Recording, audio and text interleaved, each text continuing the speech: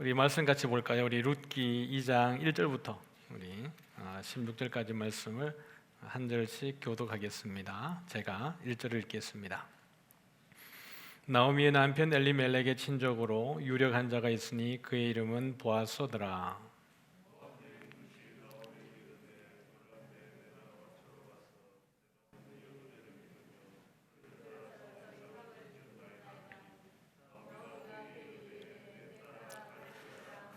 룻이 가서 베는 자를 따라 밭에서 이삭을 줍는데 우연히 엘리멜렉의 친족 보아스에게 속한 밭에 이르렀더라.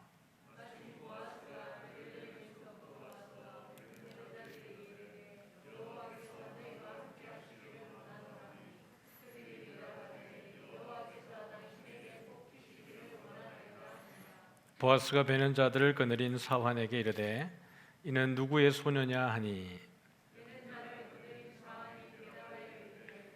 나오미와 함께 모압 지방에서 돌아온 모압 소녀인데 그의 말이 나로 베는 자를 따라 단 사이에서 이삭을 죽게 하소서 하였고 아침부터 와서는 잠시 집에서 쉰 외에 지금까지 계속하는 중이니이다. 보아스가 룻에게 이르되 내 딸아 들으라 이삭을 주우러 다른 밭으로 가지 말며 여기서 떠나지 말고 나의 소녀들과 함께 있으라. 그들이 베는 밭을 보고 그들을 따르라. 내가 그 소년들에게 명령하여 너를 건드리지 말라 하였느니라. 목이 마르거든 그릇에 가서 소년들이 길어온 것을 마실지니라 하는지라. 룻이 엎드려 얼굴을 땅에 대고 절하며 그에게 이르되 나는 이방 여인이거늘 당신이 어찌하여 내게 은혜를 베푸시며 나를 돌보시나이까 하니 보아스가 그에게 대답하여 이르되 내 남편이 죽은 후로 내가 시어머니에게 행한 모든 것과 내 부모와 고국을 떠나 전에 알지 못하던 백성에게로 온 일이 내게 분명히 알려졌느니라. 여호와께서 내가 행한 일에 보답하시기를 원하며 이스라엘의 하나님 여호와께서 그의 날개 아래에 보호를 받으러 온 내게 온전한 상 주시기를 원하노라 하는지라. 룻이 이르되 내 주여 내가 당신께 은혜 입기를 원하나이다. 나는 당신의 하녀 중에 하나와도 같지 못하오나 당신이 이 하녀를 위로하시고 마음을 기쁘게 하는 말씀을 하셨나이다 하니라. 식사할 때에 보아스가 롯에게 이르되 이리로 와서 떡을 먹으며 내 떡 조각에 초를 찍으라.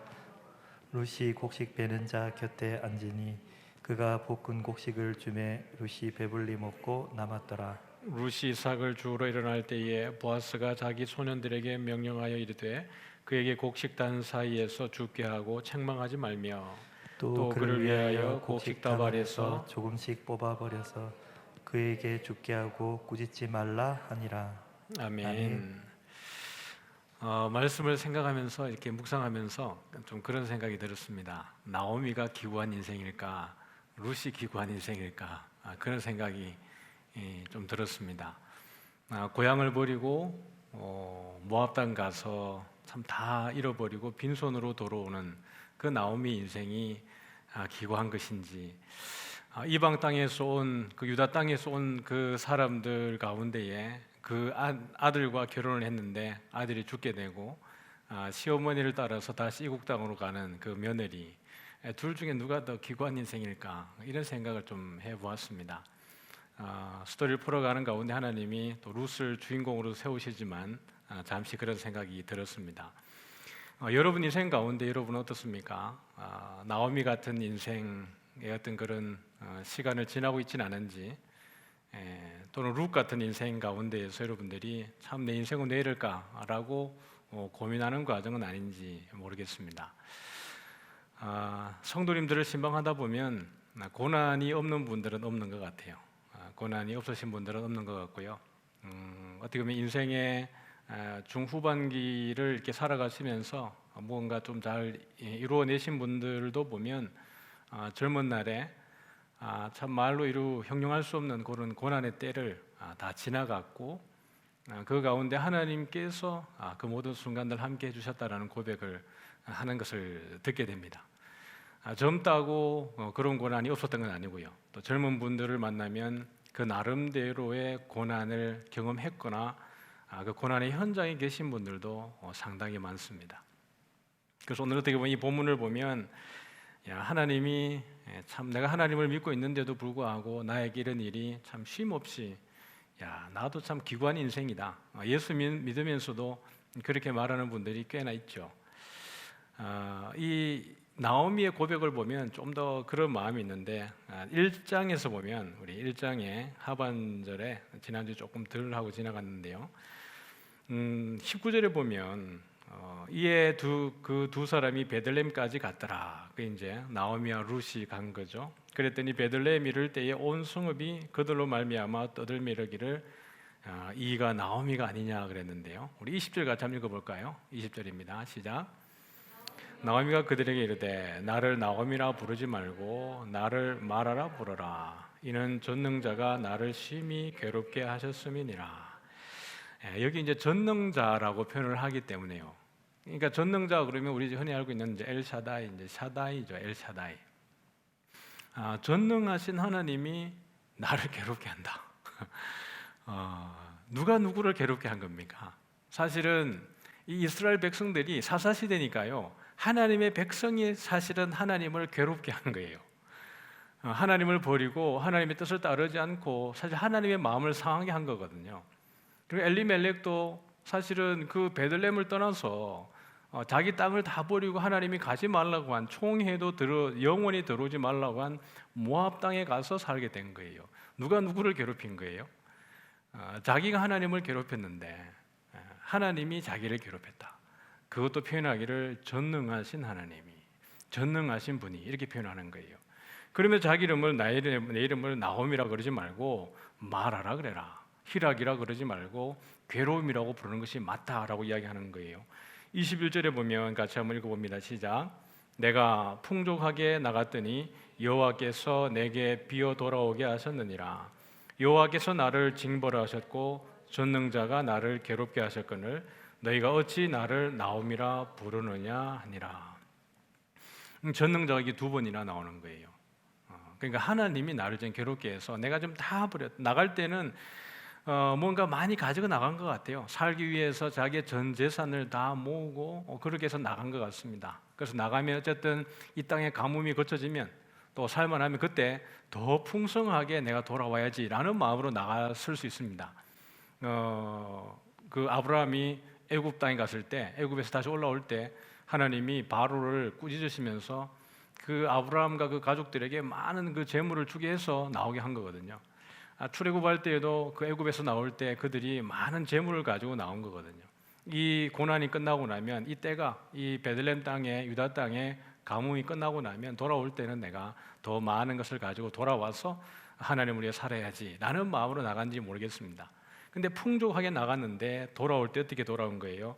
아무것도 없이 텅텅 비어서 빈털터리가 되어가지고 그야말로 거지꼴이 돼서 돌아온 거죠. 얼마나 수치스러웠겠습니까? 남편도 없고 아들들도 없고 그냥 외국 땅에 있는 그 며느리라고 하는 여인 한 명과 두 명 딸랑 들어오게 되니까요. 사실 과부 두 명이 들어오게 된 거예요. 이 당시의 그림으로 보면 참 처량하기 거지없이 그냥 나오미가 자기의 어떻게 보면 입장을 그렇게 표현하고 있는 거예요. 22절 같이 읽어볼게요. 시작. 나오미가 모압 지방에서 그의 며느리 모압 여인 룻과 함께 돌아왔는데 그들이 보리 추수 시작할 때에 베들레헴에 이르렀더라. 중요한 것은요, 돌아왔다는 게 중요한 거예요. 지난 시간 마지막에도 말씀드렸지만 우리가 결국에는 다 잃어버려도 내 영혼이 주님 앞에 있다라는 것이 제일 중요합니다. 약속의 땅으로 다시 돌아왔다라는 것이 살 소망인 거예요. 그리고 1장 마지막 절에 복선같이 보여주는 것이 무엇입니까? 그들이 보리 추수 시작할 때에 베들레헴에 이르렀다. 이것이 복선이에요. 그러니까 이 나오미가 돌아왔을 때 그래도 나오미에게는 무엇이 남아 있었어요? 땅이라는 게 남아 있었어요. 돌아오면 그 땅이 있었는데 땅에 머물게 되는데 이 땅이 남아 있는 이 땅 자체가 그에게 복일지 그것조차도 그게 짐일지 모르겠지만 그에게 큰 소득은 없었던 것 같아요. 나중에 이 땅을 팔아야 되는 지경까지 오게 되는 거거든요. 그만큼 이 나오미와 룻에게는 아무것도 없는 거예요. 그런 가운데에 우리 1절을 보면 오늘 본문 1절입니다. 같이 읽습니다. 시작. 나오미의 남편 엘리멜렉의 친족으로 유력한 자가 있으니 그의 이름은 보아스더라. 참 여기에 놀라운 그 은혜가 있는 것 같아요. 이 룻기는 4장밖에 되지 않지만요, 얼마나 하나님이 우리를 디테일하게 사랑하시는지를 보여주는 것 같아요. 우리는 우리 인생을 다 계산할 수 없잖아요. 예측해낼 수 없잖아요. 기본적으로 우리가 어떻게 살아왔던 삶의 여러 가지 어떤 경향성을 통해서 지금까지 이렇게 살아온 걸 보면 앞으로도 이렇게 되겠다라는 어떤 예측을 조금 할 수 있지만, 우리 인생을 어떻게 보면 몇십 년까지 또 우리 앞으로 펼쳐질 모든 일들에 대해서 예측할 수 없는 것이 우리들인 거죠. 사실은 내일 일도 몰라요. 내일 일도 아무것도 모르고 예측할 뿐인 거지, 내일 어떤 일이 내게 벌어질까조차를 모르는 것이 우리들인 거거든요. 그런데 나오미와 룻이 돌아오게 될 때 나오미가 예측했겠어요? 룻이 예측했겠어요? 무엇을요? 보아스라고 하는 사람이 그 땅에 있다라는 것을요. 그 자기의 고향이고 아는 사람들이 있지만 그 가운데에 보아스가 왜 등장하게 되는지, 자기가 오늘 이제 알게 되겠지만 이삭을 줍기 위해서 나가게 됐는데 보아스에 속한 밭에 가서 일하게 되는 것, 그것이 그들의 인생을 어떻게 바꿔갈지 이들은 아무것도 모르는 거예요. 룻이 그것을 알고 나오미를 쫓아온 게 아니거든요. 룻은 철저하게 그냥 나오미가 있는 나오미가 섬기고 있는 하나님을 자기가 섬기겠다라고 쫓아온 거예요. 다른 게 없었습니다. 내가 베들레헴에 가면 저 집에 속한 땅을 내가 상속받아야지, 이런 것은 일도 없었다고요. 그냥 열심히 산 거예요. 정직하게 살고 성실하게 살고 정말 있는 그대로 열심히 살았던 룻이었습니다. 그 앞에 하나님의 은혜가 있다라는 거죠. 그래서 오늘 본문은 우리에게 보아스라고 하는 사람을 대단한 일을 할 것처럼 우리에게 딱 던져놓고 있는 거예요. 2절을 같이 읽겠습니다. 시작. 모압 여인 룻이 나오미에게 이르되 원하건대 내가 밭으로 가서 내가 누구에게 은혜를 입으면 그를 따라서 이삭을 줍겠나이다 하니 나오미가 그에게 이르되 내 따라 갈지어다 하매. 내가 누구에게 은혜를 입으면 그를 따라서 이삭을 줍겠나이다. 이제 나가서 이삭 줍기를 하는 거예요. 여러분, 우리나라도 옛날에 이렇게 농업이 중심이었죠. 저희 어릴 때만 해도 그랬습니다. 저희 집도 이제 소작을 했거든요. 그러니까 저희 땅이 없으니까 남의 집 논농사, 밭농사를 대신 지어주고 이제 거기에서 일부분을 이제 우리가 쓰는 거죠. 그러면 가을 때가 되든지 봄 때, 보리도 마찬가지고 콩도 마찬가지고, 그 주인집에서 어쨌든 수확을 다 마치고 나면 비료 포대 들고 어디 가는 거예요? 논에 가는 거예요. 논에 가서 그 벼 수확하고 나면 남아있는 이삭을 다 줍습니다. 실제로 그렇게 했어요. 그걸 다 집에 가져와가지고 다 이렇게 훑어가지고 그 양식을 삼고, 보리 추수하고 나면 그 보리밭에 가가지고 다 모아가지고 그렇게 해서 우리 양식을 삼았습니다. 우리 여기 계신 우리 어르신들이 다 그 세대인 겁니다. 저도 그 세대이긴 해요. 나이와 상관없이 그런 삶을 산 거예요. 그 콩 다 거두고 나면 콩밭에 가서 콩을 줍고요. 고구마 딱 캐고 나면 거기 가서 남아있는 그 고구마를 캐와서 양식을 삼는 거예요. 그런 그 상황 속에 있었는데, 특별히 하나님은 그들을 위해서 객과 고아와 과부를 위해서 추수할 때에 의도적으로 아주 야무지게 매몰차게 다 수확하지 않도록 하게 하셨어요. 떨어진 이삭은 그냥 놓고 와라 그랬어요. 일부러 한 줌을 뽑아서 놓더라도 가난한 사람들이 와서 그것을 가져갈 수 있도록 한 거예요. 그것이 이제 이스라엘 백성들에게 준 하나님의 사랑이죠. 3절을 보니까 같이 한번 읽어볼까요? 시작. 룻이 가서 베는 자를 따라 밭에서 이삭을 줍는데 우연히 엘리멜렉의 친족 보아스에게 속한 밭에 이르렀더라. 여기에 저는 상당히 큰 은혜를 받았습니다. 우연히라는 것. 이 우연이라 그랬는데요. 우연이라고 말하면 어쩌다가, 그러니까 세상 말로 말하면 재수 좋게 이렇게도 표현할 수 있죠. 우연히. 근데 이 우연이라는 단어 속에는요, 기회라는 뜻도 있고 그 다음에 운명이라는 뜻도 있어요. 그러니까 성경은 우리에게 이게 룻이 우연히 나가서 누구 밭에 간 거예요? 엘리멜렉의 친족 보아스에게 속한 밭에 이르렀는데, 룻의 입장에서는 우연이었는데요. 우리 4절 같이 한번 볼까요? 4절 첫 마디가 뭐예요? 시작. 마침 보아스가 베들레헴에서부터 와서 베는 자들에게 이르되. 그러니 사람이 모든 일을 계획할지라도 그 걸음을 인도하시는 분은 누구세요? 여호와께서 그 걸음을 인도하시는 거예요.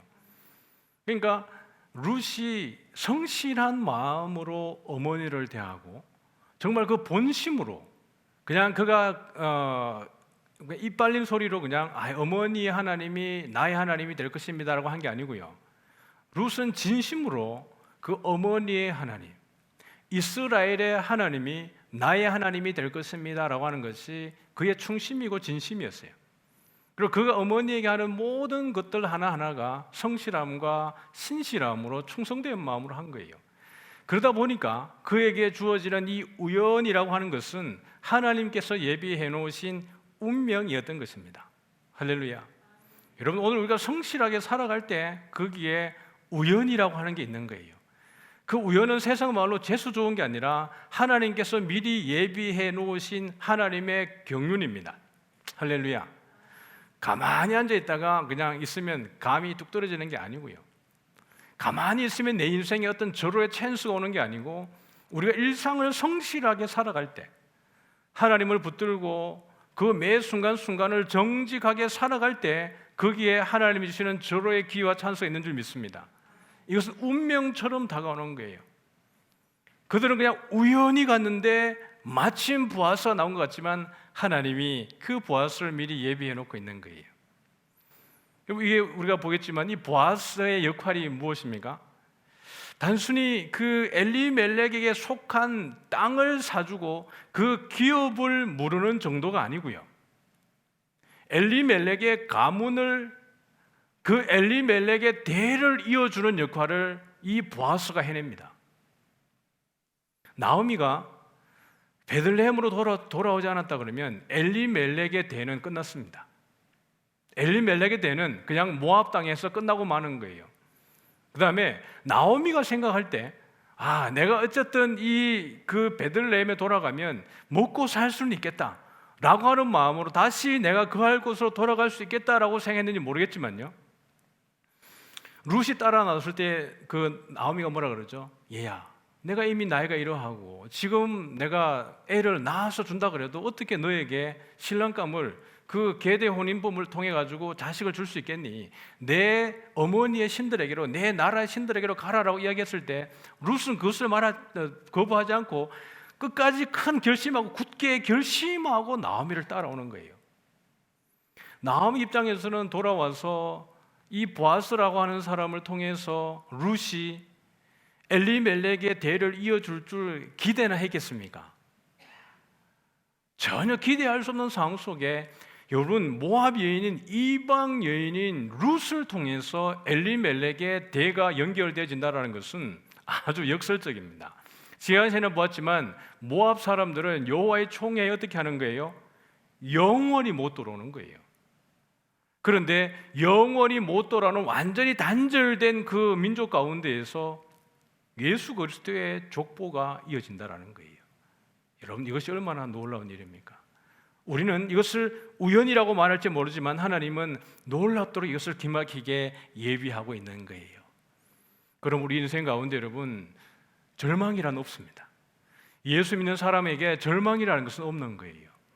오늘 아무리 절망스러워도 그것은 나의 시각이에요. 우연이라고 말하지만 그것은 나의 시각에서 우연이지 하나님에게서는 경륜입니다. 하나님의 계획하심이라는 말이에요. 그러므로 여러분, 우리 성도님들, 본당에 계신 분들이나 온라인으로 함께 하신 성도님들 가운데에도 고난 가운데 있습니까? 그것이 우리 인생의 끝이 아니에요.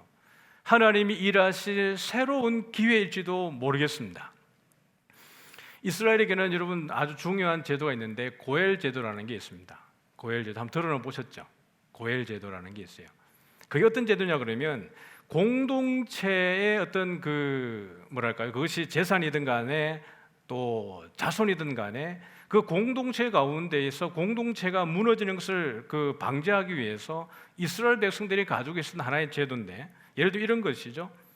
가난한 형제가 있어서 이 종이 빚을 져가지고 종으로 팔려가게 되었을 때, 예를 들면 우리 형제들 가운데 누가 이제 있습니다. 근데 이 형제 집이 너무 가난해가지고 빚을 못 갚다가 결국에는 이 집안 식구들이 종으로 그냥 팔려가서 몸값으로 이 빚을 갚아야 되는 그런 경우들이 생겨지게 되었을 때, 이 공동체가 어떻게 해야 되는 거예요? 가족이, 친족이 대신 빚을 갚아주고 이 형제가 종으로 팔려가는 것을 막아줘야 됩니다. 그것이 하나의 고엘제도인 것이죠. 또 형제가 토지를 팔게 되었을 때, 예를 들면 이제 오늘 이 그 룻기에서 나오는 상황이 이것입니다. 룻기에서 나오는 것이 이 고엘의 두 가지를 크게 포함하고 있는데, 내가 땅을 팔게 되었을 때, 누가 이 땅을 사주어야 되냐 그러면 친족이, 형제가 이 땅을 사주어야 되는 거예요. 그렇게 했다가 나중에 희년이 되고 나면 다시 이 땅을 그에게 돌려주게 되어지는 것, 원래 주인에게 돌려주게 되는 것이 또 고엘 제도입니다. 그 가운데 가장 대표적인 게 뭐냐 그러면 형제가 결혼을 해가지고 자식이 없이 형이 죽었습니다. 형제가 여럿이 있는데 마지가 결혼했다가 자식이 없이 죽었습니다. 그러면 우리 잘 알고 있는 것처럼 몇 째가 들어가야 되는가요? 둘째가 들어가서 그 형의 씨를, 대를 이어줘야 되는 것이 이 계대 혼인법이라고 하고, 이것을 고엘 제도의 한 부분으로 봅니다. 가장 대표적인 거예요. 그래서 형사 취수 제도가 왜 생기냐 그러면 그 가족의, 그 형제의 대를 이어주기 위해서 형사 취수 제도가 이어지는 겁니다. 그래서 우리 복음서에도 보면 그 바리새인들 그 얘기를 하는 거죠. 예수님께 질문할 때 형제 7이 있었는데 첫째가 죽어가지고 둘째가 들어가고, 둘째가 죽어가지고 셋째가 들어가고, 그렇게 하다 7째가 다 들어가게 되었는데, 그럼 나중에 하나님의 나라 천국에서 누구의 아내가 되겠습니까? 라고 묻는 질문이 나옵니다. 거기에 형사취수제도가 거기에 들어가 있는데, 룻기에서 등장하는 것이 이 두 가지가 다 보아스와 룻, 나오미 사이에 체결되어지는 계약입니다. 나중에 이제 우리 다음 주나 그 다음 주에 보게 되겠죠. 그것을 위해서 하나님이 이미 여러분 거기에다가 누구를 예비하신 거예요? 보아스라고 하는 사람을 예비해 두고 있는 거예요. 여러분, 우리가 다 예측할 수 없는 하나님의 놀라우신 일들이 여기에 있는 겁니다. 오늘도 여러분께서 기도하는 가운데에 하나님의 신실하심을 믿으시길 소원합니다. 우리는 신실하지 못하잖아요. 우리는 내가 계획하고 약속하고 맹세해도 그 모든 걸 지킬 수 없지만, 하나님은 그 모든 것 가운데에서도 우리를 지켜내는 분인 줄 믿으시길 바랍니다. 보아스가 넉넉했던 사람인 것 같습니다. 그래서 그 밭에 나가서 이삭을 줍는 모든 사람들에게 복을 빌어요. 여호와께서 너희와 함께 하시기를 원한다. 그랬더니 그들이 하는 대답이 뭐예요? 여호와께서 당신에게 복 주시기를 원하나이다. 여러분, 여기에서 우리는 이 시대가 어느 시대인 걸 다시 한번 우리가 생각해야 되냐 그러면 사사시대라고 이야기를 드렸습니다. 룻기를 딱 시작할 때 사사들이 치리하던 때라고 이야기를 했습니다. 근데 여러분, 사사기의 특징이 가면 갈수록 하나님이 등장을 해요, 안 해요? 하나님이 등장하지 않습니다.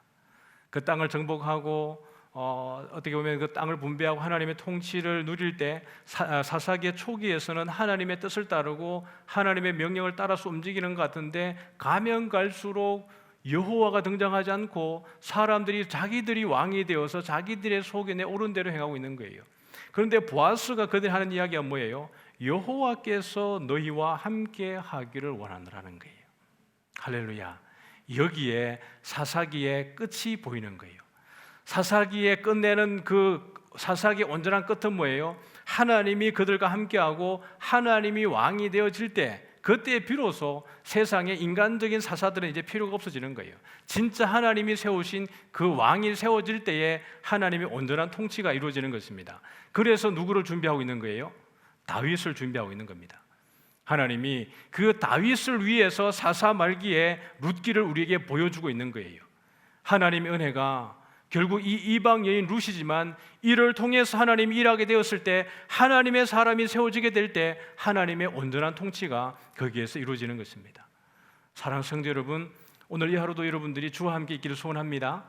아무리 고난 가운데 있을 때에도 주와 함께 있을 때 거기에 길이 있는 거예요. 아무리 우리가 형통해도 거기에 주님이 없으면 거기에는 답이 없습니다. 그렇게 할 때 그들의 화답하는 것이 무엇이에요? 여호와께서 당신에게 복 주시기를 원하나이다. 너무 아름다운 모습 아닙니까? 어떻게 보면 밭의 주인이 굳이 와서 이들에게 여호와께서 너희와 함께 있을지어다라고 그렇게 축복해 줄 이유가 없잖아요. 그냥 밭의 주인인데요. 굳이 밭에 오지 않아도 돼요. 그런데 이 현장까지 오는 게 보아스잖아요. 그 주인이 와서 뭐 하겠어요? 주인이 와서 할 수 있는 거라고는 이들이 잘 추수를 하고 있나 안 하는가, 그냥 이 보는 것, 아니면 자기의 그 위치를 드러내는 것, 그것 이외에 뭐가 더 있겠어요?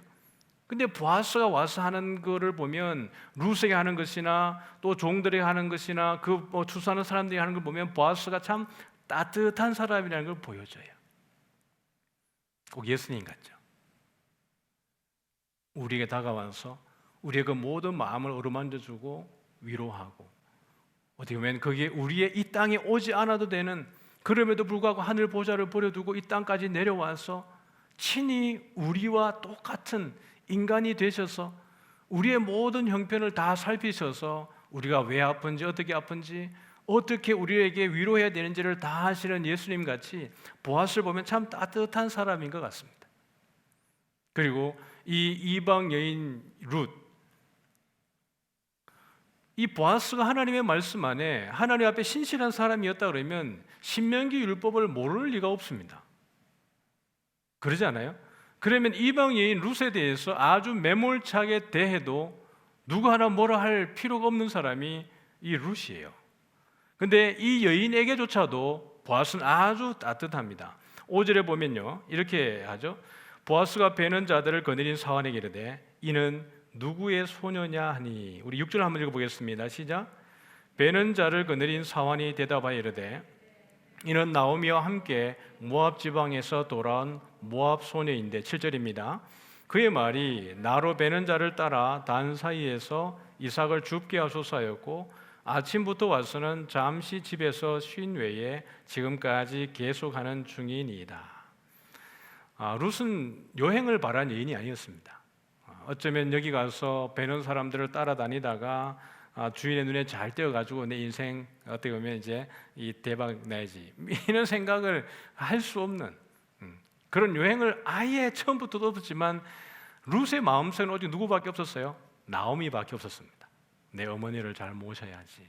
내가 끝까지 이 어머니를 잘 모시고 또 이 땅에서 어머니의 하나님을 따르면서 내가 정말 하나님의 사람이 되어야 되지 라는 것 이외에 사실 룻에게 다른 것은 없었습니다.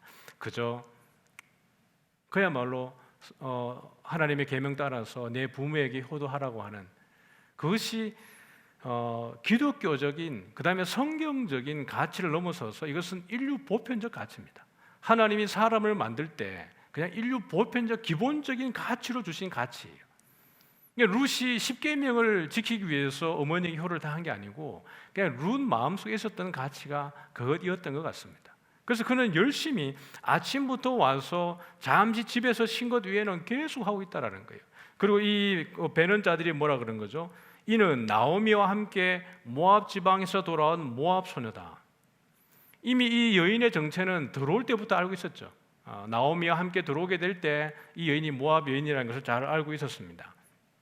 그런데 8절을 보면 보아스가 룻에게 이렇게 합니다. 같이 읽어볼까요? 내 딸아, 시작. 내 딸아 들으라. 이삭을 주우러 다른 밭에 가지 말며 여기서 떠나지 말고 나의 소녀들과 함께 있으라. 근데 그렇게 하면서 보아스가 룻에게 선의를 베푸니까요, 룻 입장에서 조금 의아한 거예요. 10절입니다. 같이 한번 볼까요? 시작. 룻이 엎드려 얼굴을 땅에 대고 절하며 이르되 나는 이방 여인이거늘 당신이 어찌하여 내게 은혜를 베푸시며 나를 돌보시나이까. 룻도 한 거예요. 아니 이 정도 지위에 있으면 나를 그냥 무시해도 될 텐데, 아니면 너는 여기서 빠져.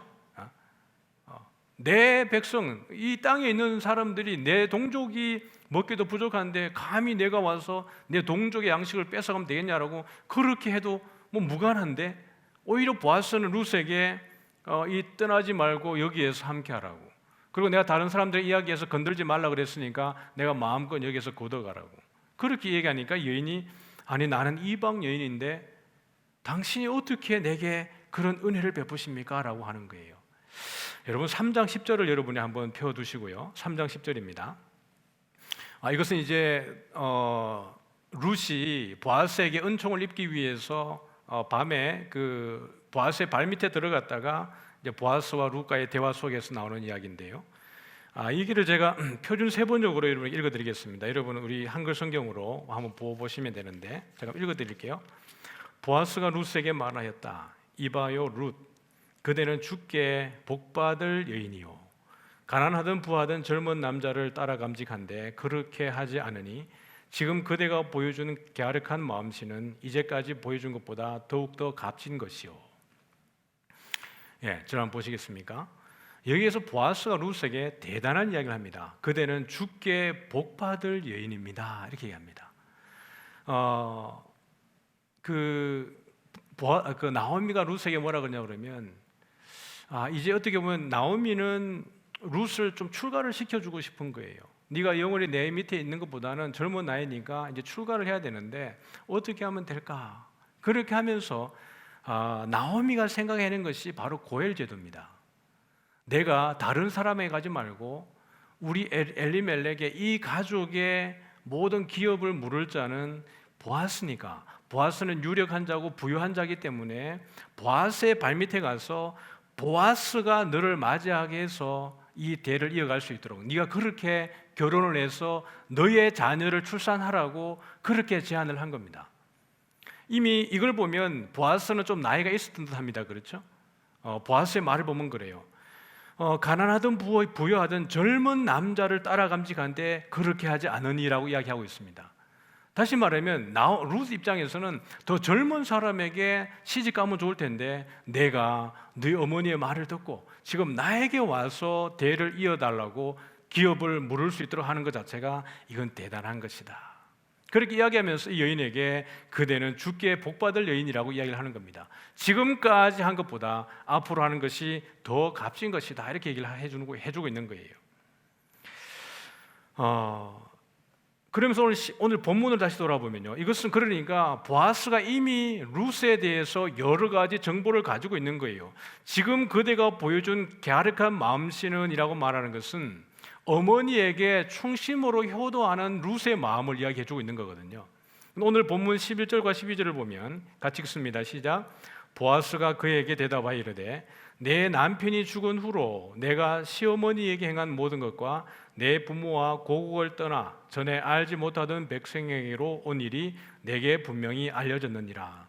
여호와께서 내게 행한 일에 보답하시기를 원하며 이스라엘의 하나님 여호와께서 그의 날개 아래에 보호를 받으러 온 내게 온전한 상 주시기를 원하노라 하는지라. 아멘. 여러분이 한 구절 한 구절을 보면요, 보아스가 이 룻에 대해서 세밀하게 이미 다 알고 있어요. 이 여인이 모압 자기 고향을 버리고 이방 땅 되는 이 베들레헴으로 돌아오기까지, 그 다음에 그 시어머니 나오미에게 했던 것, 이 모든 일에 대해서 보아스가 다 알고 있습니다. 근데요 12절을 보면 참 놀라운 표현을 해주는 거 있는 거예요. 여호와께서 내가 행한 일에 보답하시기를 원하며 이스라엘 하나님 여호와께서 어떻게 해요? 그의 날개 아래에 보호를 받으러 온 누구에게요? 너에게 온전한 상 주시기를 원하노라 하는지라. 여러분 이것은 그의 날개 아래라고 하는 것은 하나님이 이스라엘 백성들을 애굽에서 인도해낼 때 어떻게 해요? 독수리가 그 날개로 업어서 그들을 인도한 것처럼 이렇게 얘기하는 거예요. 원수들이 그들을 공격할 때 독수리가 그 새끼를 품는 것처럼 하나님이 그 백성을 품었다라는 거예요. 그런데 이 보아스가 하는 이야기는 내가 그의 날개 아래에 보호를 받으러 왔다라는 거예요. 그러므로 하나님이 그러한 너에게 온전한 상 주시기를 원하노라는 거죠. 룻이 뭐라고 고백했어요? 어머니께서 가시는 곳에 나도 가고 어머니께서 머무시는 곳에 나도 머물겠나이다. 어머니의 백성이 나의 백성이 되고 어머니의 하나님이 나의 하나님이 되시리니. 여러분 라합이 그 이스라엘 백성들이 들어올 때 정탐꾼들을 보면서 한 이야기가 뭐였어요?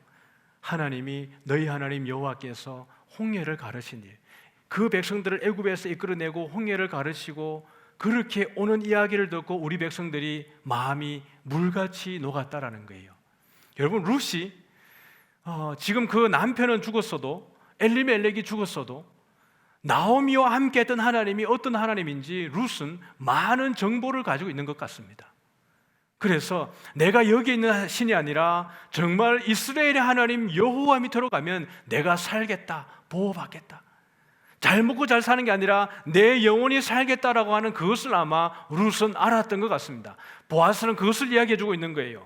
이스라엘 하나님 여호와께서 그의 날개 아래의 보호를 받으러 너에게 온전한 상 주시기를 원하노라.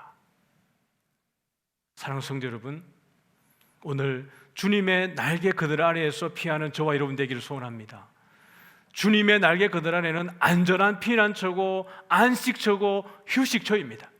세상에 어떤 풍파가 닥쳐와도, 어떤 환난이 닥쳐와도 주님이 독수리 날개처럼 그 날개를 펴고 우리를 그 밑에 거하게 하시면 우리가 거기서 안전한 줄 믿으시길 바랍니다. 아무리 그 여인이 이방 여인이라 할지라도 여호와를 찾고 찾으면 주님께서 만나주시는 그 놀라운 은혜, 이것이 하나님의 긍휼이에요. 하나님은 죄인인들 망하는 것을 원하지 않는다 그랬습니다. 악인이라 할지라도 그가 회개하고 주께 돌아오면 주님이 그를 영접하신다라고 말씀하셨습니다. 의인이라 할지라도 끝까지 하나님을 싫어하고 하나님을 배반하고 하나님을 등지면 하나님이 그를 버리겠다고 한 거예요. 여러분, 우리의 어떤 이 혈통이라고 하는 것, 우리가 가지고 있는 그 대라고 하는 것, 여러분 그것이 대단히 중요한 게 아니고요, 지금 내가 누구를 바라보고 있고 어디에 있느냐가 아주 중요한 것입니다. 여러분이 어떤 상황에 있을 때라도 여러분이 룻처럼, 나오미처럼 다시 여호와께로 돌아오는 놀라운 은혜가 저와 여러분에게 있어지기를 주의 이름으로 축복합니다. 나오미는 룻이 말하기를 내 주여 내가 당신께 은혜 입기를 원하나이다. 결국 보아스를 통해서 룻이 은혜를 입는 거예요. 사랑하는 성도 여러분, 오늘도 기도할 때에 하나님, 내가 주님께 은혜 입기를 원합니다 라고 부르짖기를 소원합니다. 여러분, 우리의 여러 가지 우리 물리적인 환경 속에 있는 고난과 환난들, 이것이 우리를 너무나 힘들게 하죠. 그러나 가장 먼저 내 영혼이 주님 앞에 잘 되는 복이 서지기를 축복합니다. 주님의 날개 그늘 아래에서 오늘도 안식하고 자유하고 피난처 삼아서 안전히 거하는 저와 여러분 되어지기를 주의 이름으로 축복합니다.